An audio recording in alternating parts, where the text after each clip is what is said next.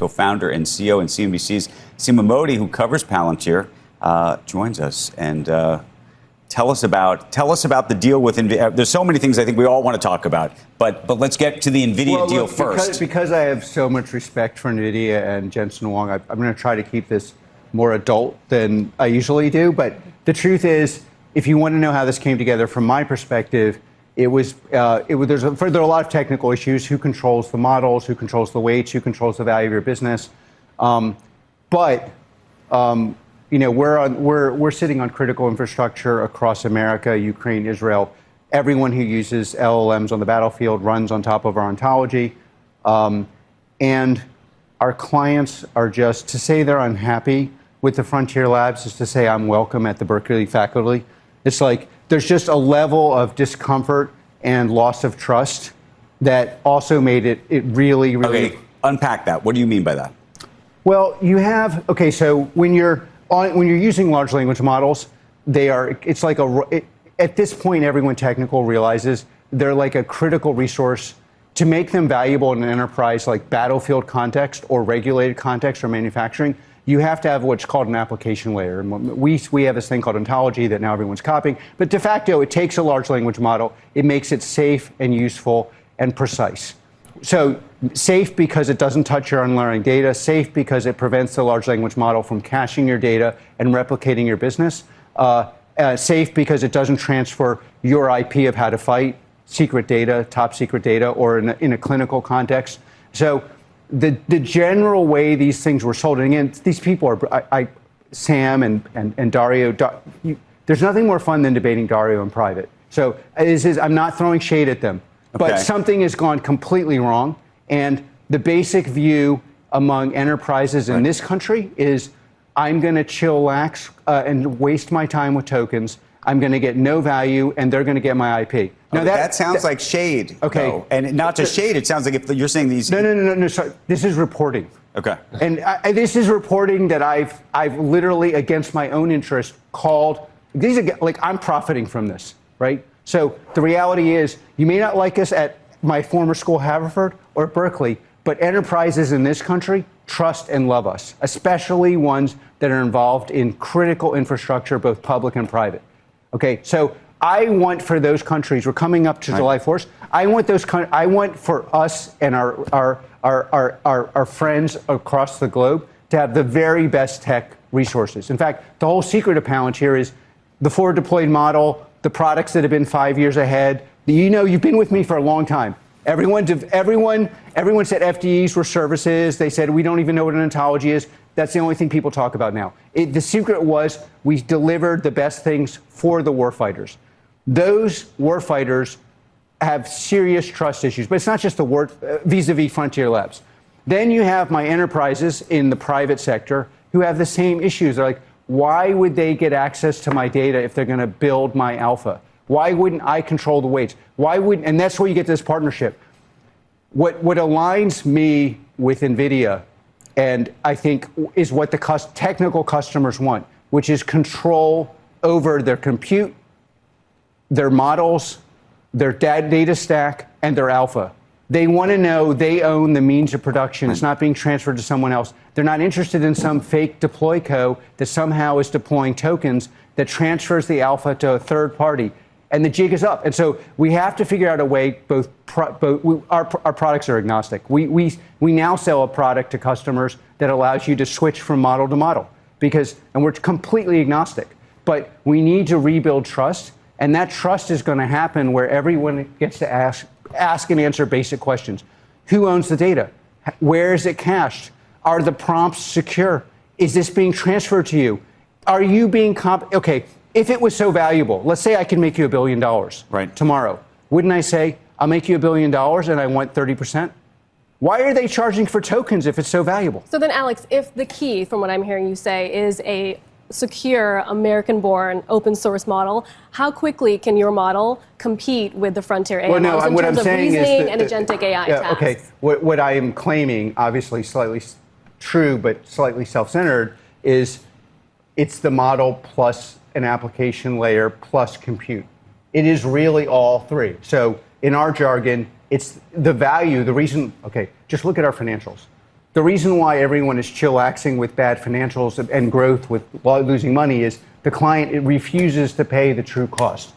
The two places that actually make money, like profit, free cash flow, are our application layer called ontology and compute. Okay, what I am not just claiming, we can take an open model and in the classified or non-classified context, get it to the point of a frontier model, but you control the weights. So what is the true cost? Not just what you're paying. The true cost is is what you make minus what you lose, meaning the value of your business. But we can get the frontier application to be exactly the same as a frontier model without the risk of transferring the alpha of your business to another. By the way, you could do this with a frontier closed model too, but then the clients have to be able to ask and answer very basic questions. Are you keeping the data? Are you going to enter our business? What do you in the classified context? When the Department of War goes to you and says, "I need this application," do they get to control the weights to do it, or do you get to control the weights? Are we really going to outsource the battlefield of this country to the consensus view in Silicon Valley? That is effing insane. And by the way, every single enterprise in this country in private, a lot of them don't want to speak in public because it gets outsourced to the neurodivergent crazy person that apparently is on drugs, the one thing I don't do. Okay, so that's my role. But I'm telling you, in this country, at every single enterprise I deal with, these people are livid. They're like, I am paying for tokens that create no value. These people are stealing the weights and alpha of my business, and they're creating a wealth tax that does not help the poor. It just punishes, starts with the billionaires. Every single person at this table is going to be paying a wealth tax only to punish us.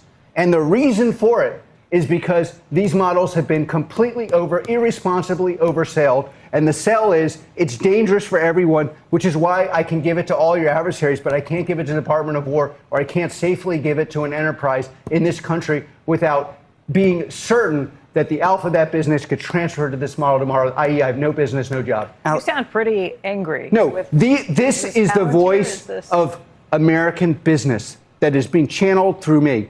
And I'm telling you, it is absolutely a problem for this country because we are on the cutting edge of every single AI technology.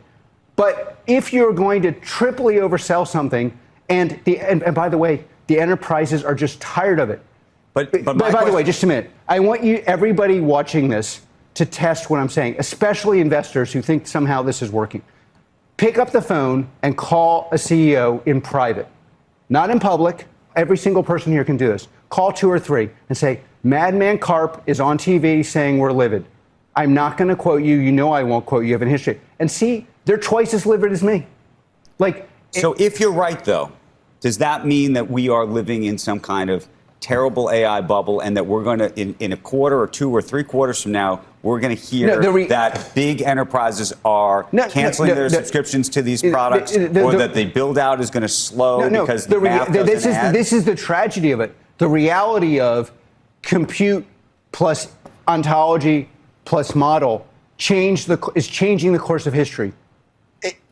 Ask the Ukrainians, ask the Israelis, ask our Department of War, ask the enterprises that are working. We do not have to oversell what we have.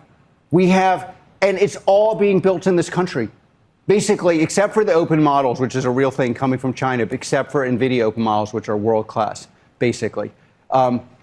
It's all being built here. We do not have to overhype. We do not have to overhype it to the point where we're going to have wealth tax punishing. Right, but if they're charging the enterprise 3 times as much as they should be, and then they have to pull back on that changes the math of all of this. Who's the they?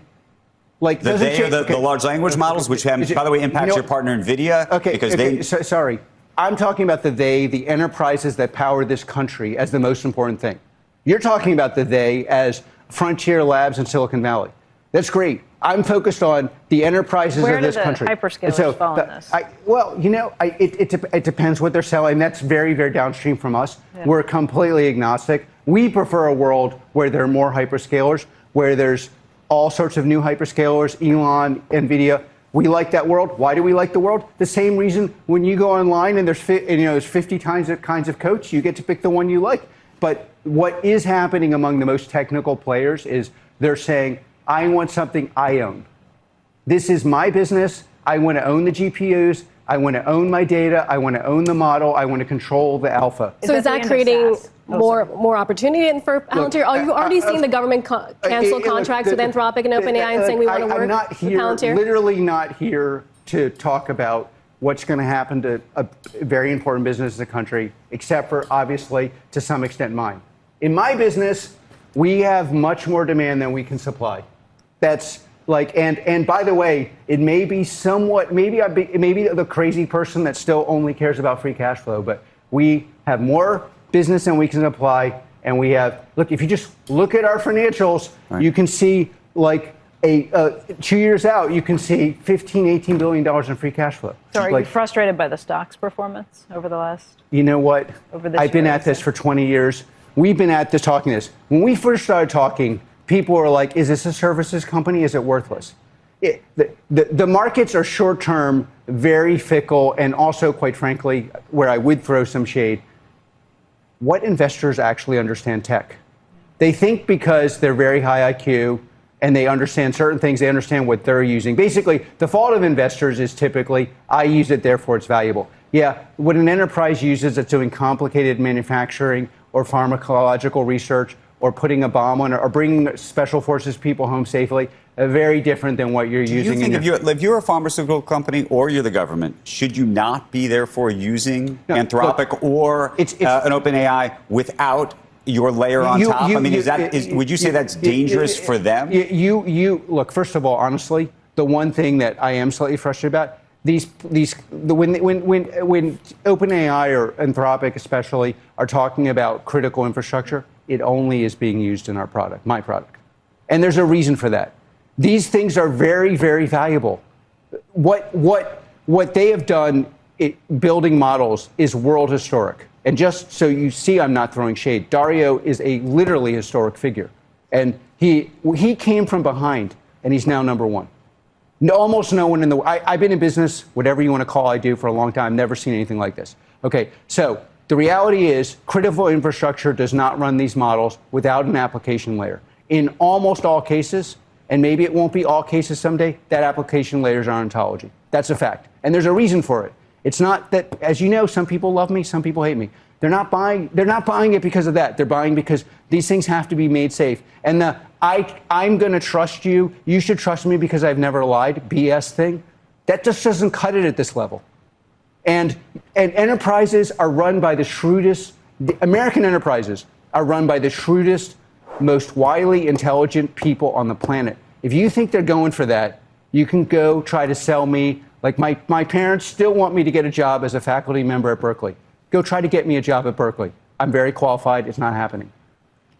Do you agree with the notion of the most robust, powerful AI models should be withheld from the public due to cybersecurity risks? Look, from Anthropic and OpenAI? You really have to make one of the things we're really trying to get the West to do is move away from like, not liking. These are very technical. What does the model do? Who is restricted to do? I would say it is a loser to restrict something from the government because you don't agree with how the government fights war and then open it up to the world, including our adversaries.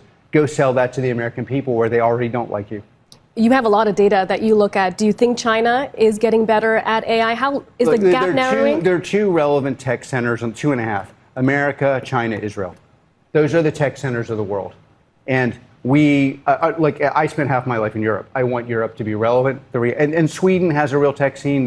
You have to be, can't just but the relevant tech centers, we have a peer-to-peer adversary in China.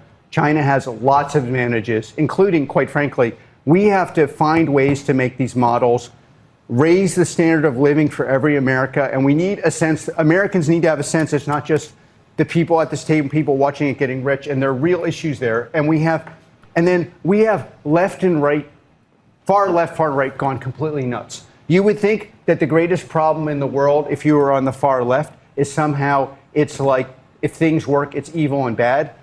By the way, I've been wholesale kicked out of my own party because I warned that this was going to happen on the left. And it is happening. Then you have on the far right, it's like on both sides, you think the biggest problem of our society are like warlocks roaming the street, building technology. Of course they can't understand it. They attack Palantir for the craziest. China doesn't have that problem. But it also doesn't have the creativity, ingenuity, and and deep tech creativity we have. But the reality is, it's not a foregone conclusion that we win. That we have the biggest problem in this country on these debates is we debate these things as if we don't have adversaries. It's not actually true. It's binary. They will win or we will win. Let me ask you, I just want to pivot to a slightly different conversation, but related. You have been a proponent and great supporter of Israel over the years. Great supporter of Israel. And right now we have a ceasefire in the Middle East, which we hope holds. Having said that, there is a bit of space between where the U.S. is now and where Netanyahu is on what is happening here and whether they ultimately be protected. And I'm curious, given that and given also your relationship with the U.S. government and the work you do there, how you think about that disconnect. This is like so many things.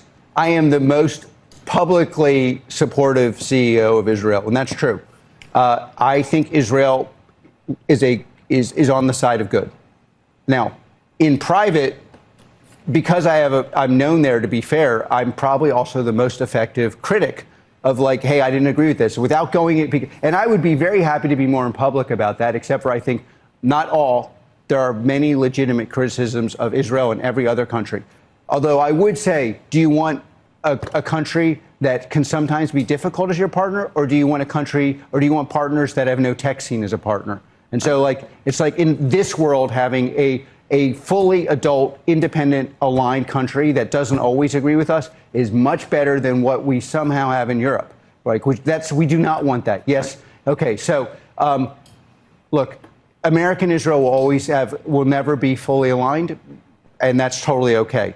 My position is they are a very important partner, and we are proud to support them. And in private, you can bet your last dollar I call and complain about a lot of things. So what do you think of this MOU or whatever deal you think is on offer? And whatever the deal that is, do you think that we are now in a better place than we were before? You mean in Iran? In Iran, and vis-a-vis also what you think it means for Israel.